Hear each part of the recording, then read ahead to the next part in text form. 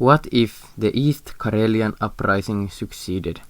The East Karelian Uprising, called Päivännouzu Karjalan Kanzannouzu in Karelian, was a war primarily led by ethnic Karelians and Finnish volunteers against the Soviet Union from 1921 to 1922.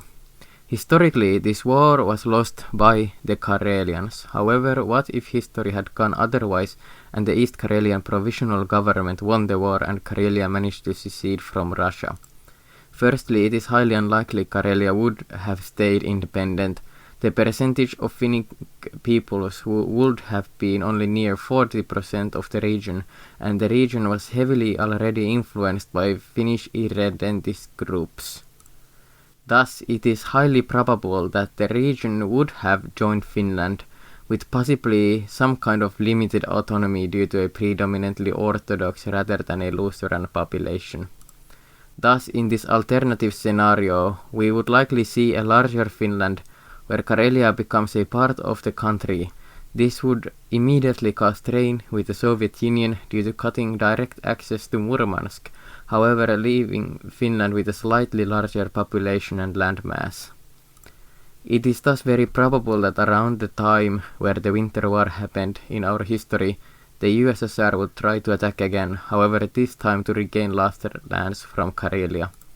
In this scenario, Finland would have had somewhat better chances to fight against the Soviet Union with a population around 4 million. However, it is unlikely that no land would have been lost, as the numerical advantage of the Soviet Union was still far larger.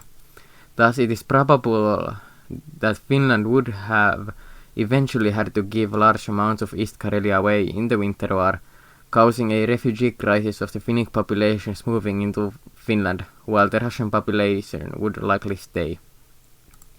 The continuation war would likely go similar as in our history, and Finland will likely be forced to again concede some of their land, including the last of East Karelia, though likely retaining most of what was lost in our history to the Soviet Union.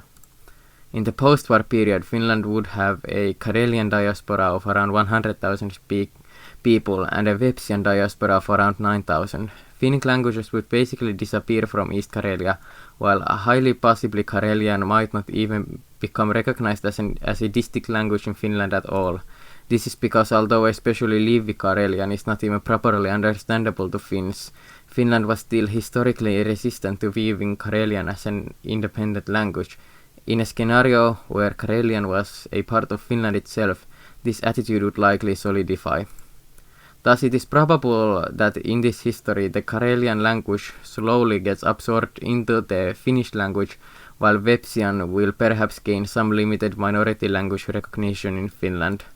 Thus, if Karelians won the East Karelian rebellion, it would likely end up most to the benefit of Finland, which would end up with a slightly larger surface area and population.